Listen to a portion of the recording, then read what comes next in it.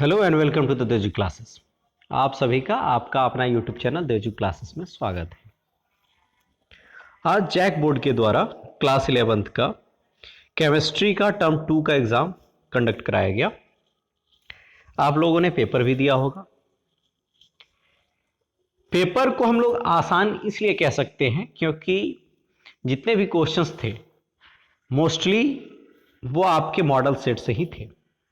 JAC board के द्वारा 3 model set जारी किया गया है और तीनों मॉडल सेट का आंसर सॉल्यूशन इस चैनल पे अपलोडेड है। तो इसलिए हम लोग केमिस्ट्री का पेपर को इजी कह सकते हैं क्योंकि वो मॉडल सेट से ही था। अब 20 तारीख को यानी परसों फिजिक्स का पेपर होने वाला है, तो हम लोग आशा यह भी करेंगे कि हो सकता है कि फिजिक्स में भी मॉडल सेट के ऊपर ही क्वेश्चन थे और ये 90% चांस है कि वो मॉडल सेट से ही क्वेश्चन रहेगा। टोटल 19 क्वेश्चंस जो हैं वो टोटल 19 क्वेश्चंस तो नहीं रहेंगे, लेकिन जो आपको 13 क्वेश्चंस करने हैं वो 13 क्वेश्चंस आपका मॉडल सेट से ही होगा। तो इस वीडियो में हम लोग तीनों मॉडल सेट का, ऐसे तो तीनों मॉडल सेट का सॉल्यूशन जो है वो आपका इस चैनल पे अपलोडेड है, आप जाकर के वहां से इसको देख सकते हैं। लेकिन इस वीडियो में हम लोग उसके निचोड़ को देखेंगे।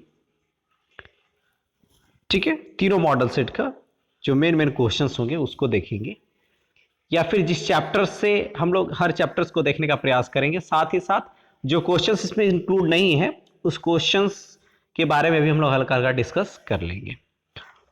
तो ये जो क्लास होने वाला है ये आपके लिए रामबाण का काम करेगा। तो आइए शुरू करते हैं इस क्लास को।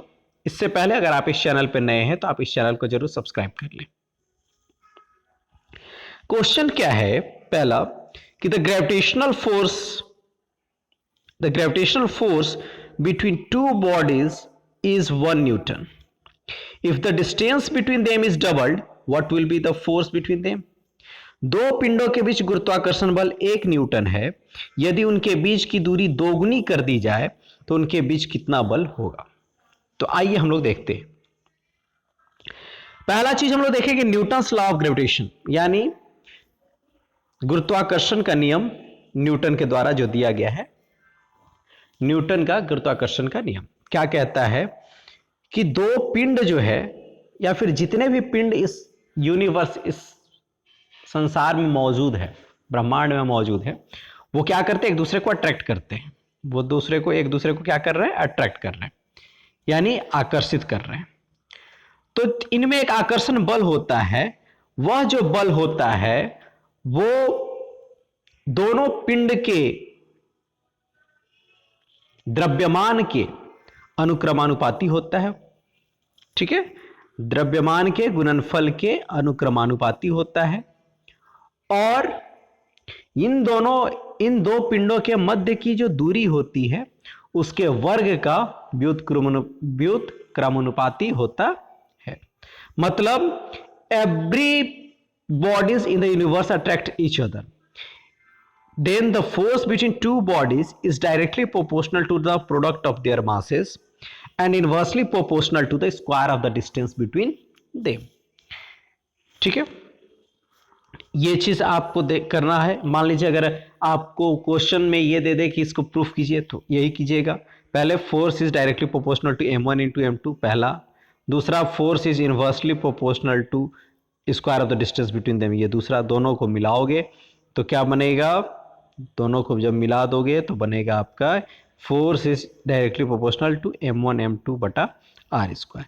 यहां से डायरेक्टली प्रोपोर्शनल हटेगा और यहाँ पे कांस्टेंट आएगा k, और इस कांस्टेंट यानी जो फोर्स होगा that is equals to g m1 m2 by r square, और ये जो होगा गुरुत्वाकर्षण स्थिरांक यानी ग्रेविटेशनल कांस्टेंट कहलाएगा।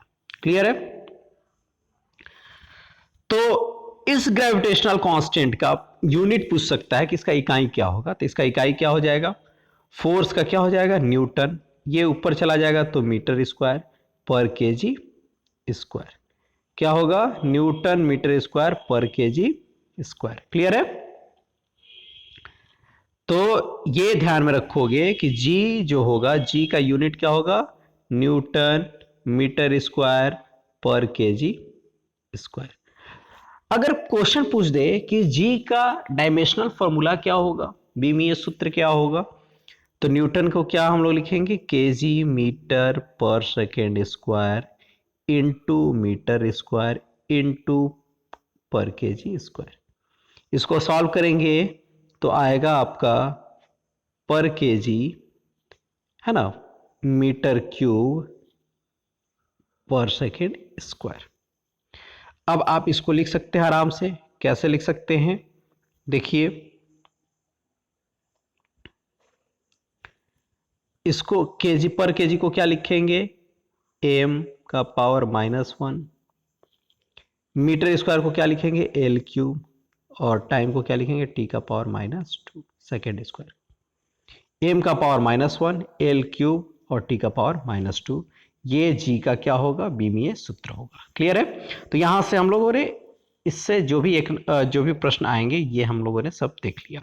अब फाइनली इस क्वेश्चन पे आइए कि कह रहा है कि दो पिंड के बीच गुरुत्वाकर्षण बल 1 न्यूटन है, यदि इनके बीच की दूरी दोगुनी कर दी जाए तो उनके बीच कितना बल होगा।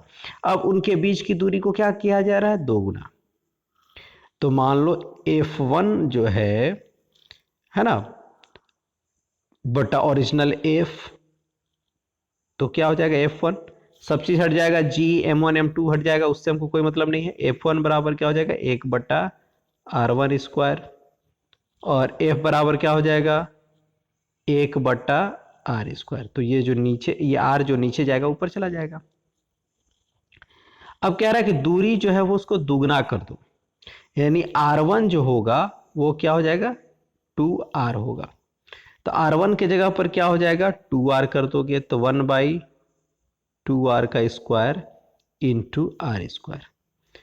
तो ये कितना हो जाएगा, 1/4r square into are square. R square cut जाएगा तो 1/4, यानी F1 is equals to F/4। F1 is equals to क्या हो जाएगा, F/4। क्लियर है? F1 इक्वल्स टू क्या हो जाएगा, F/4। ये आपका हो जाएगा, कितना बल हो जाएगा, यानी ओरिजिनल, अब F का मान कितना है, 1 है, तो F की जगह पर क्या हो जाएगा, 1। तो F1 बराबर क्या हो जाएगा, 1/4 न्यूटन। क्या हो जाएगा, 1/4 न्यूटन। तो 1/4 न्यूटन का मतलब क्या हुआ, 0.25 न्यूटन। क्लियर है? ये आंसर, ये भी आंसर। क्लियर है? अब देखिए नेक्स्ट क्वेश्चन, देखिए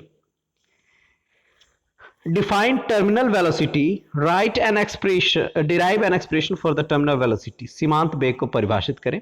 सीमांत वेग के लिए व्यंजक व्युत्पन्न कीजिए। तो सबसे पहले सीमांत वेग होता क्या है, कोई भी फ्लूइड में अगर कोई भी बॉडी गिरता है तो वो एक वेलोसिटी उसका इंक्रीज करते जाएगा, बढ़ते जाएगा। धीरे धीरे एक समय ऐसा आएगा कि उसकी वेलोसिटी कांस्टेंट हो जाएगी और वही मैक्सिमम वेलोसिटी से वो नीचे आने लगेगा। क्लियर है? इसी मैक्सिमम वेलोसिटी, हाईएस्ट वेलोसिटी को हम लोग बोलते हैं टर्मिनल वेलोसिटी या सीमांत वेग। क्लियर है? तो क्या है, the terminal velocity is defined as the highest velocity attained by an object falling through a fluid. Clear है? हिंदी में देख लीजिए इसका डेफिनेशन, जब कोई वस्तु किसी श्याम द्रव में गिरती है तो प्रारंभ में उसका वेग बढ़ता जाता है, किंतु कुछ समय बाद वह नियत वेग से गिरने लगता है, अटेन कर लेता है मैक्सिमम वेलोसिटी, है ना, उच्चतम जो वेग है उसको प्राप्त कर लेता है, और उस वेग के पास वो कांस्टेंट उसी वेग से वो गिरने लगता है, फिर बढ़ता नहीं है ना तो घटता। तो इसी को बोलते हैं सीमांत वेग। क्लियर है? अब इसका डेफिनेशन, प्रूफ देखिए क्या है, वेट ऑफ द बॉडी यानी W बराबर क्या हो जाएगा, mg। ये बॉडी है, ये एक पिंड है जो कि नीचे गिर रहा है, तो नीचे इसका जो वेट होगा वो क्या हो जाएगा, mg होगा। इस पर एक फोर्स लग रहा है अपवर्ड, है ना, बायोंड फोर्स। ठीक है? तो ये एक ऊपर में भी इसका बल लग रहा है, तो W बराबर क्या हो जाएगा, mg, यानी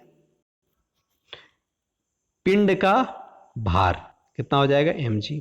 अब m क्या है, द्रव्यमान है ना।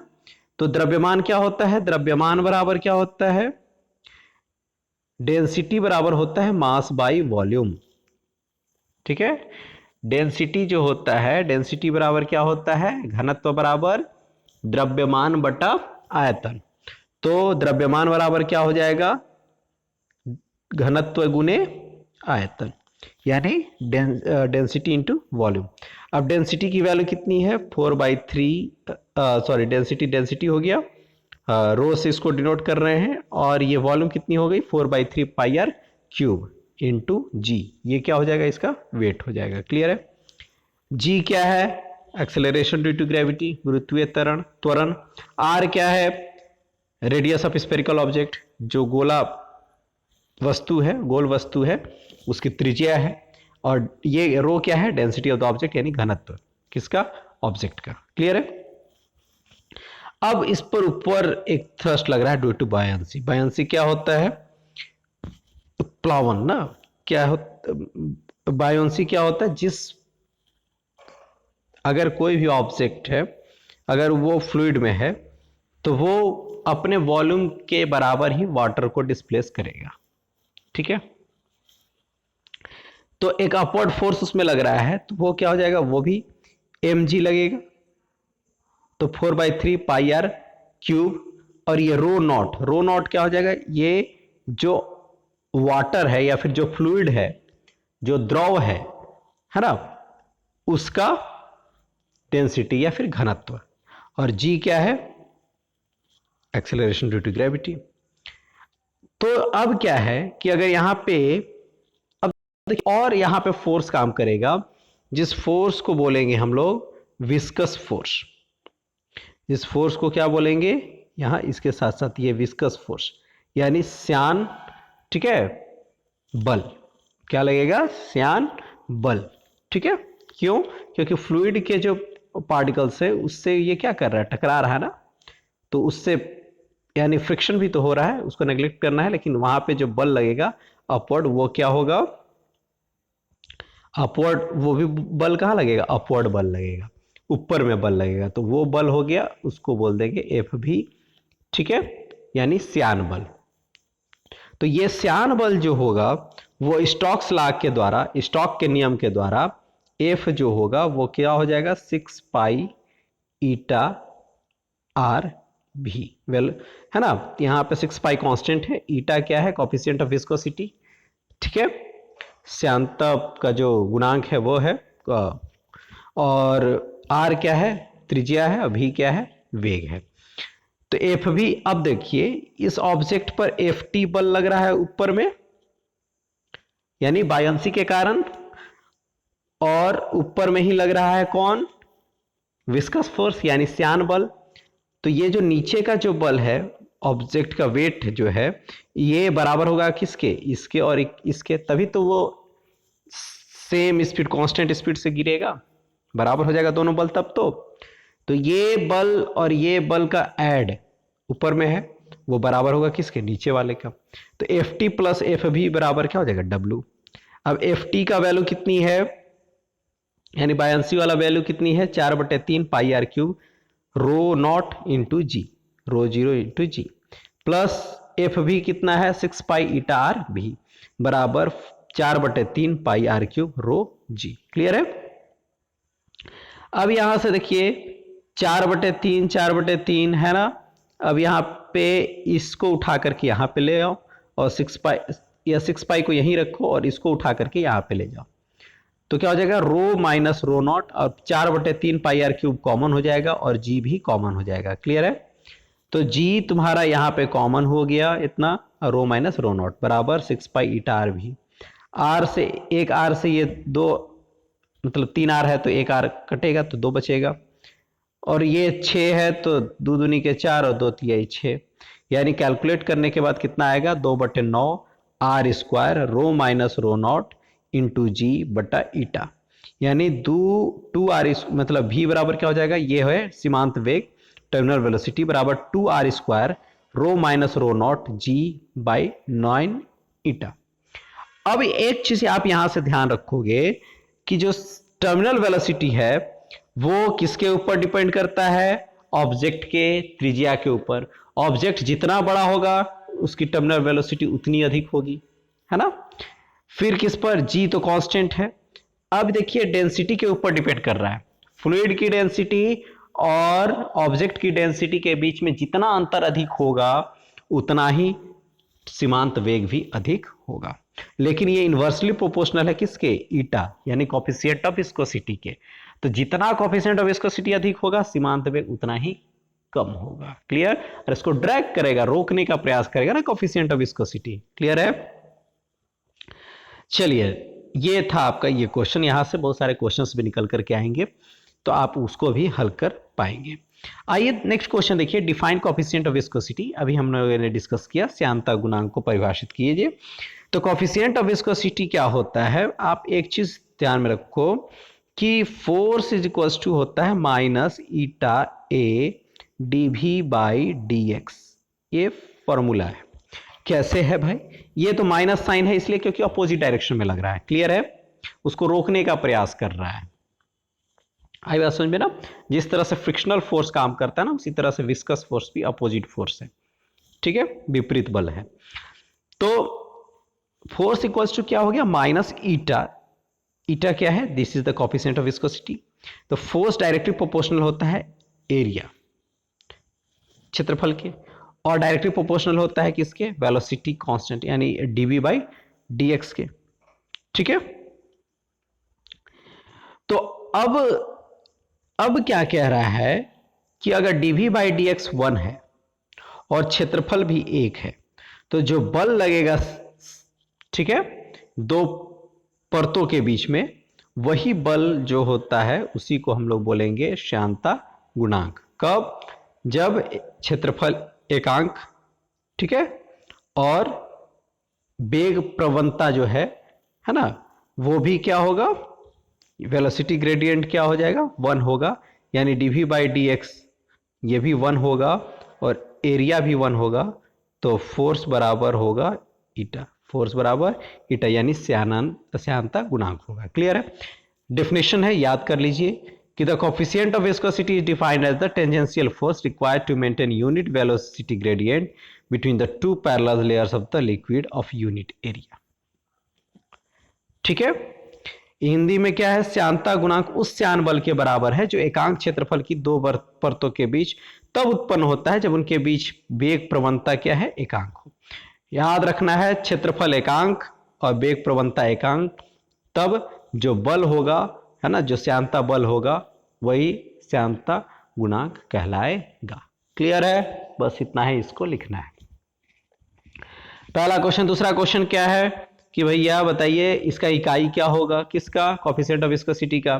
कोफिशिएंट ऑफ विस्कोसिटी का फोर्स, है ना, फोर्स बाई क्या हो जाएगा? ए डीवी बाई डी एक्स। यहां से आप निकालो। या फिर क्या होगा? फोर्स इज इक्वल टू क्या हो जाएगा? 6 पाई ईटा आर भी। यहां से भी तो ईटा बराबर क्या हो जाएगा? फोर्स बट्टा आर भी। तो फोर्स का क्या हो जाएगा? न्यूटन। आर का क्या होगा? मीटर, तो Newton per metre.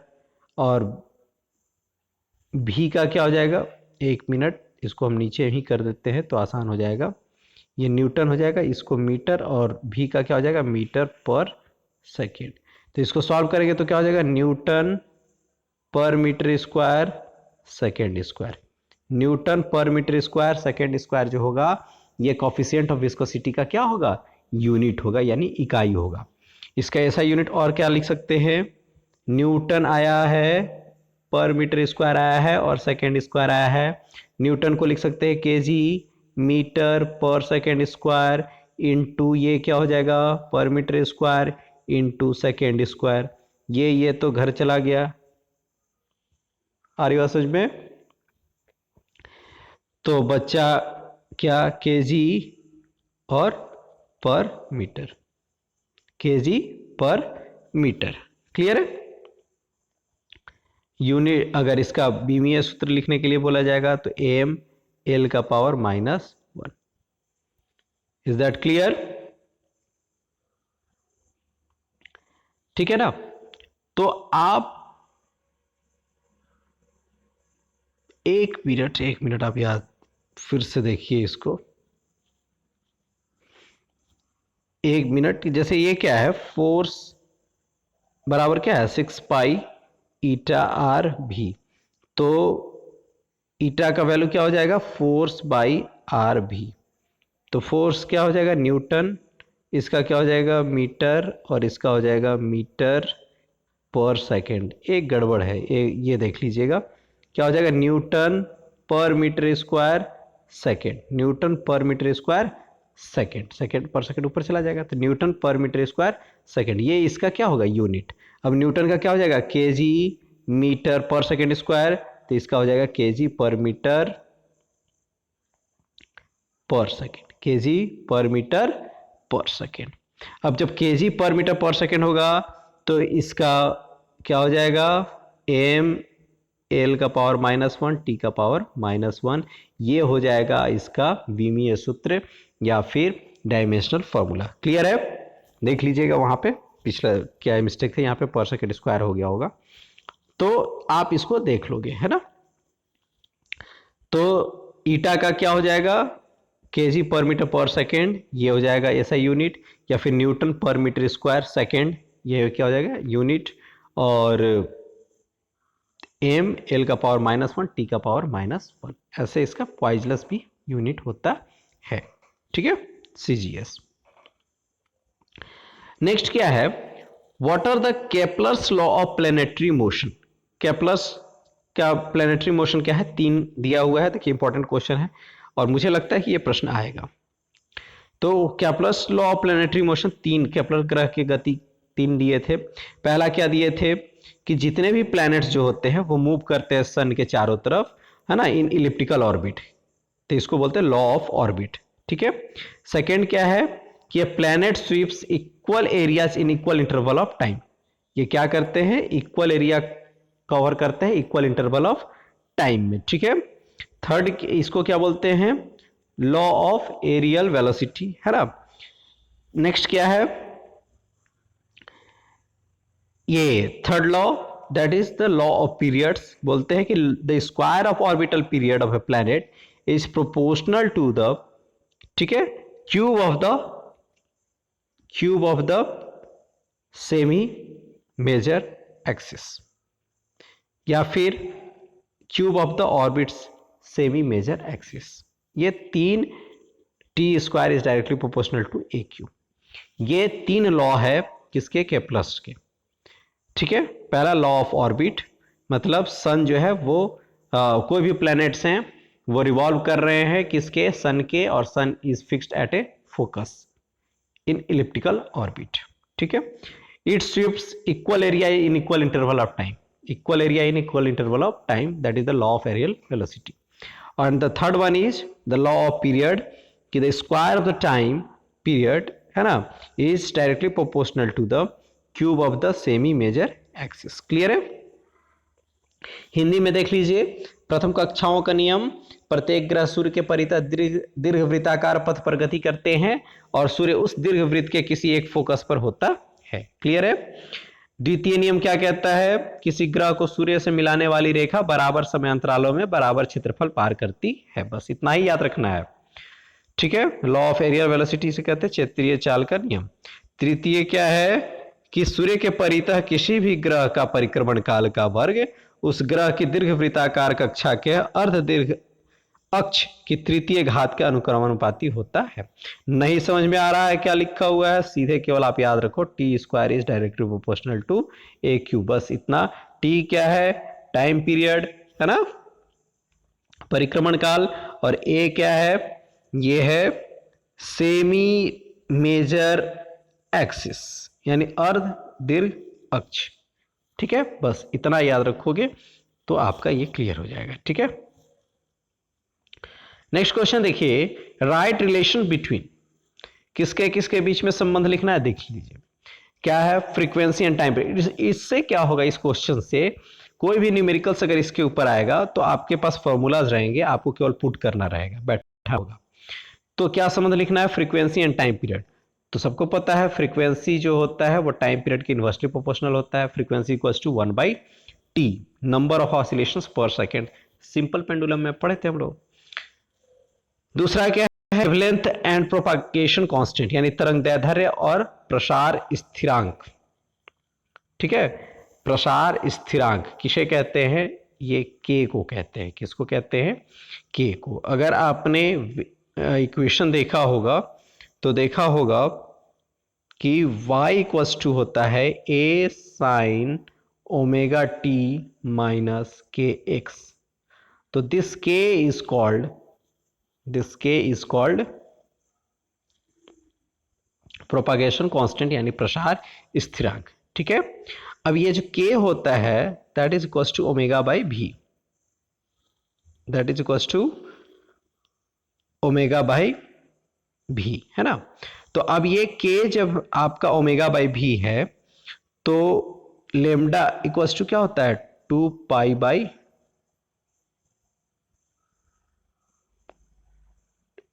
Lambda equals to क्या हो जाएगा?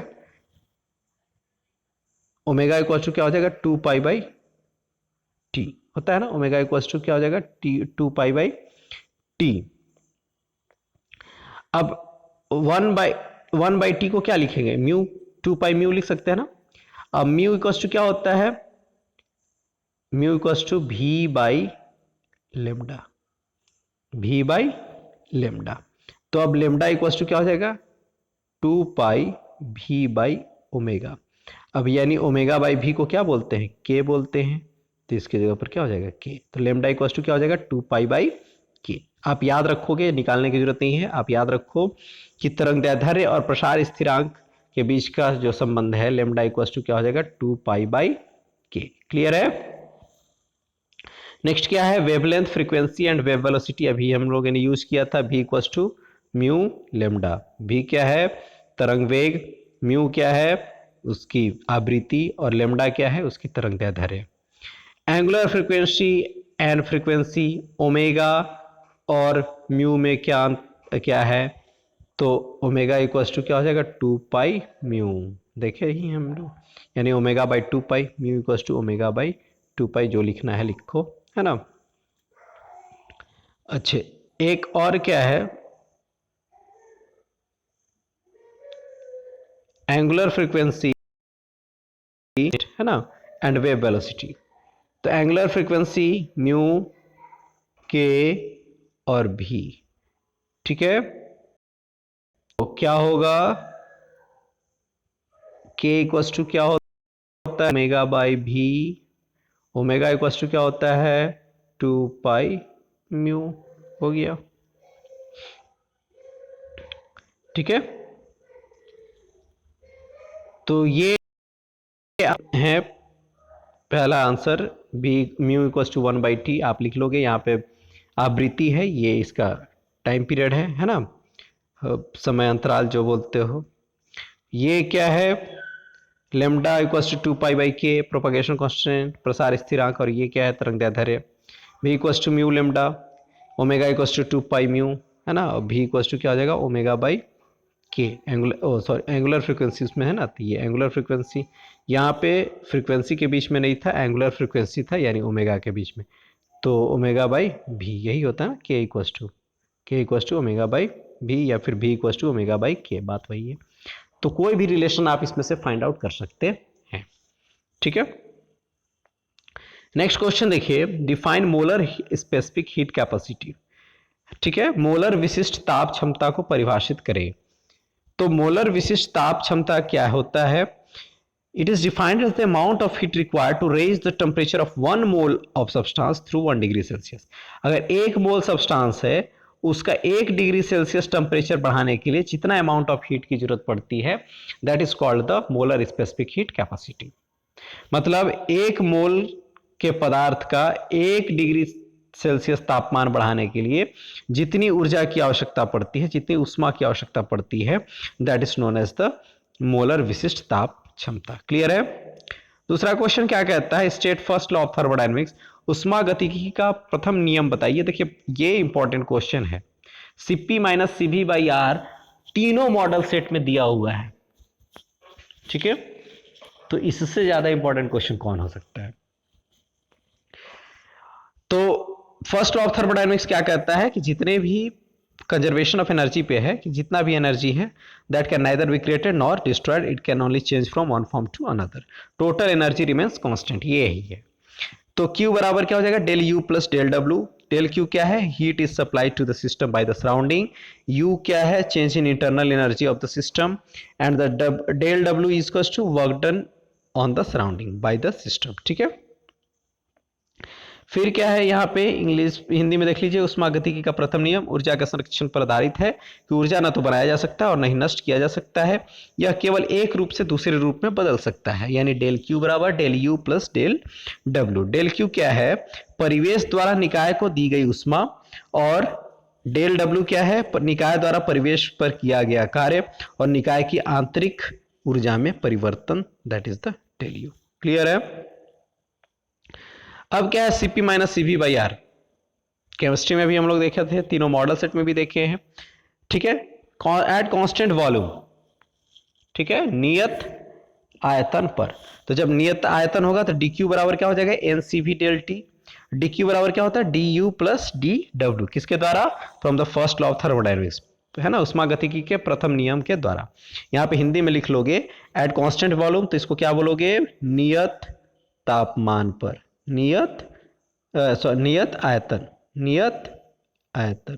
तो नियत आयतन क्या हो जाएगा? डी क्यू बराबर N C V D T. ठीक है, फिर क्या है? एन सी भी क्या है? मोलर उष्माधारिता, है ना, नियत वॉल्यूम आयतन पर। ठीक है, उष्माधारिता नियत आयतन पर। सीवी क्या है? उष्माधारिता, heat capacity at constant volume, यानी उष्माधारिता नियत आयतन पर उष्माधारिता, उष्माधारिता। ठीक है, तो नियत आयतन पर उष्माधारिता। उसके बाद क्या है? डी डब्ल्यू इक्वल टू क्या हो जाएगा? जीरो। नियत वॉल्यूम पर डी डब्ल्यू क्या होगा? जीरो। क्यों? क्योंकि पी डी भी होता है, तो वॉल्यूम कांस्टेंट है, तो डी भी क्या हो जाएगा? जीरो, यानी वर्क डन क्या हो जाएगा? जीरो। तो डी क्यू बराबर क्या होता है? D U plus D W, तो डी डब्ल्यू हो जाएगा जीरो, तो डी यू बराबर क्या हो जाएगा? N C V D T. फिर क्या है? एट कांस्टेंट प्रेशर या नियत दाब पर क्या हो जाएगा? फर्स्ट लॉ ऑफ थर्मोडायनेमिक्स तो वही कहता है डी क्यू बराबर D U plus D W. Formula put करेंगे, डी डब्ल्यू क्या हो जाएगा? पी डी भी। डी डब्ल्यू क्या हो, डी यू क्या होगा?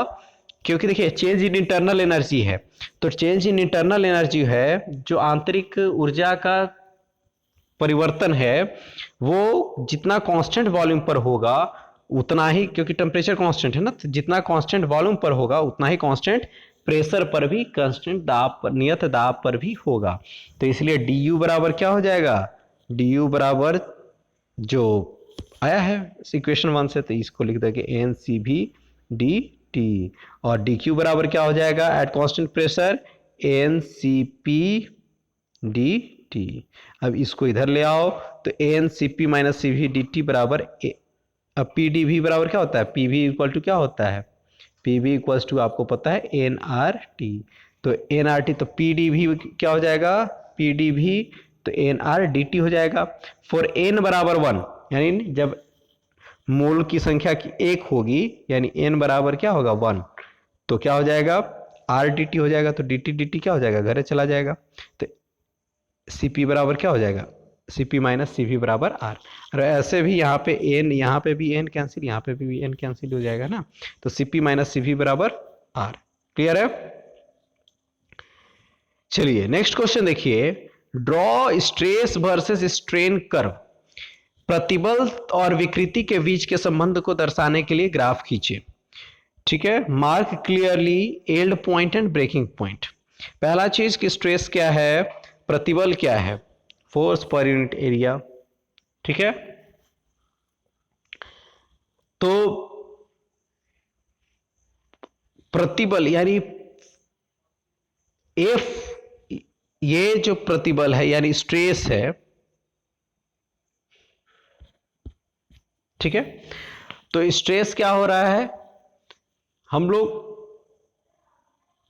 कोई भी चीज को अगर हम लोग खींच रहे हैं तो उसके ऊपर क्या लगा रहे हैं, बल लगा रहे हैं, तो वो स्ट्रेस है। ठीक है। अगर हम लोग उसके वॉल्यूम को चेंज कर रहे हैं तो वहां पे भी क्या हम लोग बल लगा रहे हैं, तो जो फोर्स हम लगा रहे हैं तो उसका डिफॉर्मिंग फोर्स भी लगेगा जो उसको ओरिजिनल पोजीशन पर ले आएगा, that is also called the stress. यानी हम जो बल लगा रहे हैं उसको ओरिजिनल पोजीशन पर लाने के लिए उधर भी अपोजिट बल लगेगा, उसी को क्या बोल रहे हैं, स्ट्रेस बोल रहे हैं। क्लियर है। स्ट्रेन क्या होगा, change in length bye original length. अगर लंबाई लॉन्गिट्यूडनल की बात करेंगे, अनुदैर्ध्य की बात करेंगे, तो चेंज इन लेंथ यानी उसके लंबाई में परिवर्तन जो हो रहा है बटा ओरिजिनल लंबाई जो है। क्लियर है। और स्ट्रेस बटा स्ट्रेन, स्ट्रेस बटा स्ट्रेन, इसको बोलते हैं यंग मॉडुलस ऑफ इलास्टिसिटी। क्या बोलते हैं, Young modulus of elasticity. Y से ऐसे शो करते हैं, तो वाई टाइप का लिखते हैं ना ये। तो यंग मॉडुलस ऑफ इलास्टिसिटी बराबर क्या होता है, स्ट्रेस बाय स्ट्रेन, यानी प्रतिबल बटा विकृति जो होती है, यंग प्रत्यास्थता गुणांक कहलाती है। अब आइए हम लोग देखिए यहाँ पे, ये आपका कर्व है स्ट्रेस और स्ट्रेन का, है ना, हुक्स लॉ, हुक का नियम यहाँ पे आएगा कि यहाँ से यहाँ तक ए तक अगर हम लोग स्ट्रेस जैसे जैसे बढ़ाएंगे स्ट्रेन भी वैसे ही होता जाएगा, डायरेक्टली प्रोपोर्शनल होगा। बी को क्या बोलेंगे, यही आपका एल्ड पॉइंट। ठीक है, यानी प्रत्यास्थ सीमा, मतलब ए बी तक भी बढ़ाओगे तो ओरिजिनल पोजीशन तक वो आने का प्रयास करेगा, लेकिन फिर स्ट्रेस हम लोग देंगे सी के पास, तब वो ओरिजिनल पोजीशन पर नहीं आएगा, थोड़ा बढ़ेगा। डी के पास जाएगा तो और बढ़ जाएगा, फिर और बढ़ाएंगे तो मतलब डी के पास जाएगा तो क्या होगा, प्लास्टिसिटी शो करने लगेगा, ओरिजिनल पोजीशन पर नहीं आएगा। और उसको खींचेंगे तो क्या हो जाएगा, टूट जाएगा, यानी फ्रैक्चर पॉइंट ई। क्लियर है। तो ये ग्राफ आप याद कर लो, अगर स्ट्रेस वर्सेस स्ट्रेन से रिलेटेड कोई भी प्रश्न आएंगे, अगर 5 नंबर में भी लिखने के लिए पूछा जाएगा, यंग मॉडुलस ऑफ इलास्टिसिटी पूछा जाएगा, यंग प्रत्यास्थ गुणांक पूछा जाएगा, तो आप इस फिगर को उस पर जरूर डालेंगे। हुक का नियम आ जाएगा तो केवल यही फिगर जो है वो पूरे हुक के नियम को प्रतिपादित कर देगा। क्लियर है, तो ये इंपॉर्टेंट है। ठीक है, इसलिए मैंने इस क्वेश्चन को उठाया है। नेक्स्ट क्वेश्चन देखिए, discuss variation of ji with depth. गुरुत्वाकर्षण चैप्टर से है, जी की वेरिएशन डेप्थ के साथ और हाइट के साथ। इंपॉर्टेंट क्वेश्चंस हैं, देखिए ऐसे ये कराया हुआ है। तो variation of ji with depth, गहराई के साथ जी की भिन्नता क्या है भाई। एक चीज याद रखो, जब गहराई में जाओगे तो इसका क्या होगा, द्रव्यमान बदलेगा, ये एक चीज। तो G एट एस हम लोग मान लेते हैं कि इस पोजीशन पर G की वैल्यू क्या है, जी एम बटा आर स्क्वायर। ये S क्या है, ये पृथ्वी का द्रव्यमान, S पॉइंट पर पृथ्वी का द्रव्यमान। तो एम एस क्या हो जाएगा, 4/3 पाई आर क्यूब इंटू रो। रो क्या है, this is the density of earth, यानी घनत्व है किसका, पृथ्वी का। तो यहां पे हम लोग रख देंगे, तो G एम एस की जगह पर हो जाएगा 4/3 pi r cube into rho. Clear है, बटा आर स्क्वायर। अब देखो, अब हम लोग क्या करेंगे, किस पोजीशन पर, इस पोजीशन पर मान लो कि ये इतना बड़ा यहां पे शो होगा, ये आर है, तो इस पोजीशन पर हमको निकालना है, जो कि कितना है, डी नीचे है, सरफेस ऑफ द अर्थ से डी नीचे है। ठीक है, पृथ्वी के तल से कितना नीचे है, अंदर गहरा में डी नीचे गहरा है। तो ये कितना बचा, इसका दूरी कहां से, सेंटर से, केंद्र से, तो आर माइनस डी बचा। तो ये हो जाएगा आर माइनस डी का क्यूब इंटू रो। क्लियर है, ये मास हो जाएगा किस पर, इस पोजीशन पर, इस पोजीशन पॉइंट पी है इस पर। तो क्या हो जाएगा, वॉल्यूम इस पोजीशन पर वॉल्यूम क्या हो जाएगा, 4/3 पाई, रेडियस इसका क्या है, आर माइनस डी का होल क्यूब, है ना, इंटू रो। क्लियर है, रो क्या है, डेंसिटी ऑफ द अर्थ, घनत्व, वही चीज है। तो एमपी निकल गया। अब क्या है, जीपी क्या हो जाएगा, जी M P R minus D का स्क्वायर। तो जीपी बाई जी एस क्या हो जाएगा, जी M P by R minus D का स्क्वायर।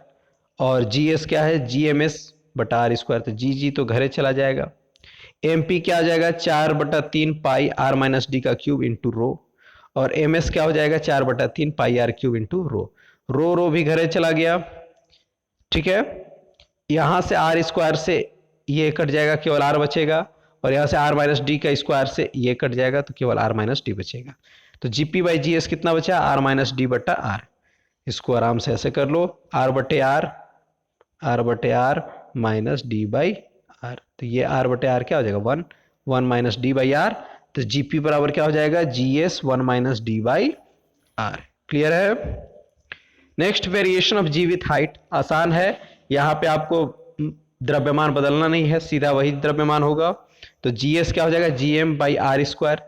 अब पी पॉइंट पर क्या हो जाएगा आर एच हो जाएगा, तो आर की जगह पर क्या होगा डिस्टेंस क्या हो जाएगा आर प्लस एच का स्क्वायर। तो जीपी बाई जी एस बराबर क्या हो जाएगा G M by r plus h का square into are square by g m घर रहे, आर स्क्वायर बटे आर प्लस एच का स्क्वायर। आर यहां से कॉमन ले लेंगे तो आर स्क्वायर बाहर आ जाएगा, यहां बचेगा 1 प्लस एच बटा आर का स्क्वायर। ये 1 बाई 1 प्लस एच बटा आर का स्क्वायर को ऊपर ले जाएंगे तो क्या बचेगा 1 प्लस एच बाई आर का पावर -2। तो 1 प्लस एक्स का पावर माइनस एन का जो बाइनोमियल एक्सपेंशन होता है उसका हम लोग यूज करेंगे, और हायर टर्म्स को हटा देंगे। क्यों? क्योंकि एच बाई आर अपने आप में छोटा है, तो एच बाई आर का क्यूब स्क्वायर तो और छोटा हो जाएगा। तो यहां पे देखिए आपको दिख रहा होगा बाइनोमियल एक्सपेंशन है ना, तो क्या है कि 1 minus N H by R होता है ना। फिर क्या होता है N into N plus 1 by N का फैक्टोरियल होता है, और एक्स का स्क्वायर होता है, तो वही चीज है 1 माइनस 2h बाई आर। इतना अगर नहीं भी याद है तो यही लिख देंगे ऑन नेग्लेक्टिंग हायर टर्म्स, या उच्च पद को हटाने पर सीधा लिख देंगे इसके बाद, ठीक है। और सीधा लिख देंगे जीपी बराबर G S 1 minus 2h by are. Clear है, ठीक है ना। यहां से एक क्वेश्चन और पूछ सकता है कि जब हम लोग ऊंचाई पर जाते हैं तब भी उसकी एक्सेलरेशन ड्यू टू ग्रेविटी है वो कम होती है, गुरुत्वीय त्वरण कम होती है, और जब डेप्थ में भी जाते हैं तब भी उसका कम होता है। क्लियर, यानी सेंटर की तरफ जाते हैं, केंद्र की तरफ अगर हम लोग जाएंगे पृथ्वी के अंदर तब भी जी का वैल्यू क्या होगा कम होता जाएगा। लेकिन ऊंचाई पर जो कम होने का रफ्तार है वो ज्यादा तेज है नीचे, यानी पृथ्वी के अंदर जाने की रफ्तार से। क्यों? क्योंकि 1 माइनस डी बाई आर था, और यहां पे क्या है 1 माइनस 2d यानी 2h बाई आर है। क्लियर है। तो यानी जितना अगर मान लीजिए कहा जाए प्रश्न कि अगर हम पृथ्वी से 200 मीटर ऊपर गए और पृथ्वी से 200 मीटर अंदर गए, तो बताइए कि जी की वैल्यू ज्यादा कहां होगी। तो जी की वैल्यू ज्यादा होगी जब 200 मीटर नीचे जाएंगे। क्यों? क्योंकि जब 200 मीटर ऊपर जाएंगे तो और कम हो जाएगा जी की वैल्यू। क्लियर है ना। चलिए नेक्स्ट क्वेश्चन क्या है कि a transverse harmonic wave on the string is described by, है ना। एक डोरी के अनुप्रस्थ आवर्त तरंग का वर्णन निम्न समीकरण द्वारा किया जाता है। समीकरण क्या है Y x T 3 sin 36t, ये 0.018x प्लस पाई बाई 4। क्या है फॉर्मूला ए साइन ओमेगा टी प्लस के एक्स प्लस पाई बाई 4। तो फेज डिफरेंस कितना हो गया पाई बाई 4, है ना। इनिशियल फेज जो है यानी प्रारंभिक कला क्या हो गया 5/4। के एक्स कह रहा है यानी पॉजिटिव है, इसका मतलब क्या है कि जो वेव है वो इस तरह से न जा करके इधर जा रहा है, अपोजिट डायरेक्शन में जा रहा है। क्लियर है। तो इसको खींचने पर पॉजिटिव हो जा रहा है। तो अब कह रहा है कि व्हाट इज इट्स एम्पलीट्यूड। तो ए क्या है एम्पलीट्यूड, तो ए कितना है 3, तो एम्पलीट्यूड ए हो गया, इसका आयाम क्या हो जाएगा 3। फ्रीक्वेंसी क्या होगा, तो ओमेगा की वैल्यू कितनी है 36 है ना। तो ओमेगा अगर 36 है तो फ्रीक्वेंसी बराबर क्या होता है ओमेगा बटा 2 पाई। तो 36/2 इंटू 22/7 कर देंगे यानी 3.14 कर देंगे। सॉल्व करेंगे तो आ जाएगा 573 हर्ट्ज। ठीक है।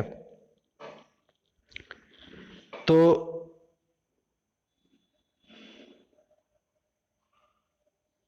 ये देख लीजिएगा यहाँ पे 2 से करेंगे तो 18, 3 से करेंगे तो 5.73 है ना, इसको देख लीजिएगा, 5.73 हर्ट्ज। क्लियर है? फिर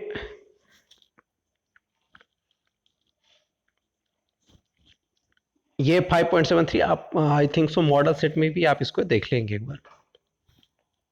फेज डिफरेंस कितना है? π/4, यहाँ पे पॉइंट है ना। ये क्या है? फेज डिफरेंस कितना है?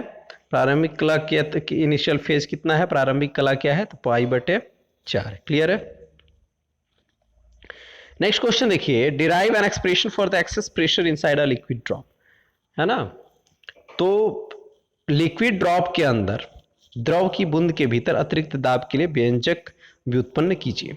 आइए हम लोग देखते हैं कि यहाँ पे एक ड्रॉप है, अंदर में इसका प्रेशर PI है और बाहर में इसका प्रेशर PO है। मान लेते हैं वो एक्सटेंड किया यहाँ से यहाँ तक, यानी डेल R बढ़ा, तो इसका अंदर का रेडियस कितना है? R है, डेल R हो गया। यानी जब PI से P0 हो जा रहा है तो R जो है R से R प्लस डेल R हो जाएगा। क्लियर है ना? तो अतिरिक्त दाब का मतलब क्या हो गया? बाहर का दाब, यानी अंदर एक्सेस प्रेशर हो रहा है, तो अंदर का दाब यानी P0 कम हो रहा है, तो PI माइनस P0, तो R भी इंक्रीज फ्रॉम R से डेल R। R का मान कितना हो जाएगा? R से डेल R हो जाएगा। तो मान लीजिए सरफेस एरिया इनिशियल क्या हो जाएगा? 4πr² होगा, और फाइनल अंतिम क्या हो जाएगा? 4πr plus del R, radius बढ़ जाएगा ना। इसको करेंगे तो कितना हो जाएगा? 4πr² डेल R का whole square 2r del R। तो डेल R अपने आप में छोटा है तो ये भी जीरो, इसको नेग्लेक्ट कर देंगे और ये भी नेग्लेक्ट, ये डेल R खुद छोटा है तो क्या हो जाएगा? ये नेग्लेक्ट हो जाएगा। क्लियर है? तो बचेगा क्या? R² plus 2r into del R। तो AT बराबर A2 क्या हो जाएगा? 4πr², 8πr del R। अब इंक्रीज कितना किया? तो A2 माइनस A1, तो A2 कितना है? 4πr² plus 8πr del R, minus A1 की वैल्यू कितनी है? यहाँ पे है 4πr², तो 4πr² ये और ये क्या हो जाएगा? घरे चला जाएगा, तो बचा क्या? 8πr del R। DA क्या बचेगा? 8πr del R। तो अब वर्क डन कितना हो जाएगा? वर्क डन DW जो हो जाएगा वो क्या हो जाएगा? T into DA। T into A होता है T क्या है? Surface tension. ठीक है, पृष्ठीय क्षेत्रफल, पृष्ठीय क्षेत्रफल है ना, बढ़ाने के लिए कितना कार्य किया गया। तो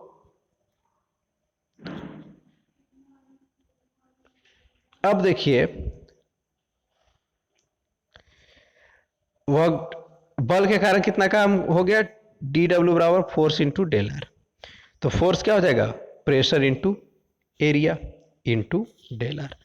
तो नेट प्रेशर कितना हो जाएगा? PI minus P0। एरिया क्या हो जाएगा? 4πr² इंटू डेल R बराबर कितना हो जाएगा? DW बराबर T इंटू DA। तो ये और ये क्या हो जाएगा? बराबर होगा, है ना। जितना हम इधर सरफेस एरिया को इंक्रीज करने के लिए कर रहे हैं, फोर्स के कारण ही कर रहे हैं, उतना ही फोर्स लगा रहे हैं। तो 4πr² काट पीट शुरू करो, डेल R खत्म, R से एगो R यहाँ खत्म, 4π से ये काटोगे तो 2 बचेगा। ठीक है, तो क्या बचा? PI माइनस P0 बराबर हो जाएगा 2T/R। T क्या है? सरफेस टेंशन, पृष्ठीय तनाव। ठीक है, अब क्या है नेक्स्ट क्वेश्चन देखिए, state and prove Bernoulli's principle. ये भी देखो मेरे नज़र से अच्छा क्वेश्चन है। बर्नौलीज प्रिंसिपल जब हम लोग एग्जाम देते थे ना, उस समय भी ये इंपॉर्टेंट क्वेश्चन रहा करता था। और state and prove Bernoulli's principle, तो बर्नौली के सिद्धांत को बताएं और सत्यापित करें। और क्या है दूसरा? क्या है कि write an application of the Bernoulli's principle. तो बर्नौली का सिद्धांत क्या कहता है कि the sum of energy possessed by the ideal liquid at a point is constant. कौन कौन सा energy? Gravitational energy, potential energy, pressure energy. ये तीनों एनर्जी जो होता है किसके लिए? For incompressible liquid and the non viscous flow और स्ट्रीमलाइन फ्लो। ठीक है, या फिर आइडियल लिक्विड के लिए जो टोटल एनर्जीज होते हैं वो क्या होते हैं? कांस्टेंट होते हैं। हिंदी में आप लिख लो, बर्नौलीज का प्रमेय के अनुसार जब कोई असंपीड्य या अशयान द्रव या गैस आदर्श तरल धारा रेखीय प्रवाह में प्रवाहित हो रहा है तो उसके प्रत्येक बिंदु पर बहने वाले द्रव की कुल यांत्रिक ऊर्जा, स्थितिज ऊर्जा, गतिज ऊर्जा, दाब ऊर्जा, ये सब क्या होते हैं? कांस्टेंट होते हैं, यानी बदलता नहीं है, नियत रहता है। ठीक है, तो बर्नौली के प्रमेय के अनुसार जहां वेग अधिक होता है वहां दाब कम होता है। यही इसका क्या है एप्लीकेशन। बर्नौली के एप्लीकेशन अगर पूछा जाएगा तो बर्नौली के अनुसार क्या होगा? वेग जहां अधिक होगा, प्रेशर इंटू वॉल्यूम। ठीक है, वेग जहां प्रेशर इंटू वेलोसिटी, जहां पे वेग अधिक होगा वहां पे दाब कम होगा। इसका मतलब क्या है कि अगर ट्रेन, कभी कभी हम लोग बचपन में पेरेंट्स कहा करते थे कि देखो ट्रेन जब क्रॉस करती है ना तो उसके नज़दीक नहीं जाओ, वो खींच लेगा। इसका मतलब क्या है? खींचने का मतलब क्या है? ट्रेन की स्पीड अधिक है तो उसके साथ जो भी कांटेक्ट में एयर है उसकी प्रेशर क्या हो जाएगी? कम हो जाएगी। तो उसके दूर से जो प्रेशर एयर है उसका प्रेशर क्या है? हाई। तो वो क्या करेगा? उसको ऑक्यूपाई करने की कोशिश करेगा। तो अगर व्यक्ति जो यहाँ पे खड़ा है उसको ये प्रेशर क्या करेगा? ढक लेगा ना इधर, क्योंकि ये तो हवा जा रहा है ना उसकी तरफ, उसको ऑक्यूपाई करने, जहाँ पे प्रेशर कम हो गया है। तो इसीलिए कहता है कि सब कहते हैं कि ट्रेन के नज़दीक अगर आप जाओगे तो वो खींच लेगा। ये कौन है? बर्नौली का सिद्धांत है, उसी के कारण हो रहा है भाई। तो इसलिए फिजिक्स पढ़िए, सब कंसेप्ट क्लियर हो जाएगा। तो आइए उसके हम लोग प्रूफ देख लेते हैं। फ्लूइड को क्या माने हैं? इनकम्प्रेसिबल माने हैं, नॉन विस्कस है, असंपीड्य और रसियन है। डेंसिटी क्या हो जाएगा? सेम हो जाएगा। यहाँ पे दो एरिया है, एक A1 है, A2 है, यहाँ से लिक्विड फ्लो कर रहा है। यहाँ पे फोर्स F1 है, यहाँ पे फोर्स F2 है। यहाँ पे वेलोसिटी V1 है, यहाँ पे वेलोसिटी V2 है। यहाँ की हाइट H1 है, यहाँ की हाइट H2 है। तो work done on the fluid given by, अब फोर्स पर जो कार्य हो रहा है किस, वो क्या होगा? तरल पर जो कार्य हो रहा है क्या होगा? तो force F1 dx minus F2 dx। ठीक है, तो F1 क्या हो जाएगा? Pressure into area, P1 A1 into dx minus P2 A2 dx। अब देखो A1 इंटू dx को क्या बोलेंगे? वॉल्यूम बोलेंगे ना। तो P1 dV minus P2 dV। अब ये क्या हो जाएगा? P1 माइनस P2 क्या हो जाएगा? P1 minus P2 into dV। तो सेम चीज है, P1 minus P2 into dV। ये पहला वर्क डन हो गया। We know that the work done on the fluid is also due to the gravitational potential energy and kinetic energy. तरल पर किसके किसके कारण हो रहा है भाई कार्य? ग्रेविटेशनल पोटेंशियल एनर्जी के कारण और काइनेटिक एनर्जी, है ना। तो आइए ग्रेविटेशनल पोटेंशियल एनर्जी निकालते हैं हम लोग। क्या हो जाएगा? mgh2 minus mgh1। तो mgh2 माइनस h1, m की वैल्यू क्या हो जाएगी? Density into volume, rho D V into G H two minus H one. ये तीसरा हो गया। काइनेटिक एनर्जी क्या हो जाएगा? 1/2 mv2 square minus 1/2 mv1 square. तो m की जगह पर क्या हो जाएगा? Rho D v v2 minus v1, है ना, v2 square minus v2 v1 square. ये सेकेंड हो गया।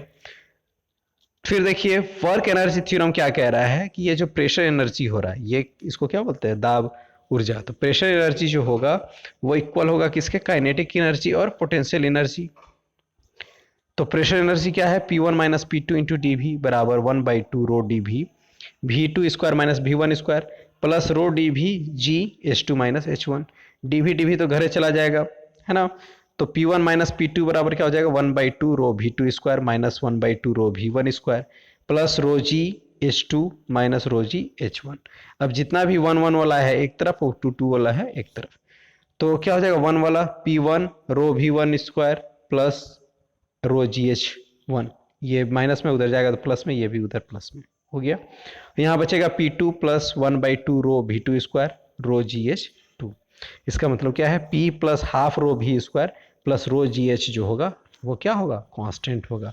यानी टोटल एनर्जी जो होते हैं इनकम्प्रेसिबल लिक्विड में या फिर नॉन विस्कस फ्लो में, वो क्या होते हैं? कांस्टेंट होते हैं। क्लियर है? तो ये थे इंपॉर्टेंट क्वेश्चंस आपके मॉडल सेट से और उसी के अनुसार बेस्ड। इसके साथ साथ हम लोगों ने कुछ क्वेश्चंस एक्स्ट्रा भी देखा। आई होप कि आपका एग्जाम अच्छा जाए। All the best for the physics exam. Please like the video और अपने दोस्तों के बीच अधिक से अधिक शेयर करें ताकि वो भी इससे लाभ ले सके। अगर आप इस चैनल पर नए हैं तो आप इस चैनल को सब्सक्राइब कर दें। Thank you for the watching.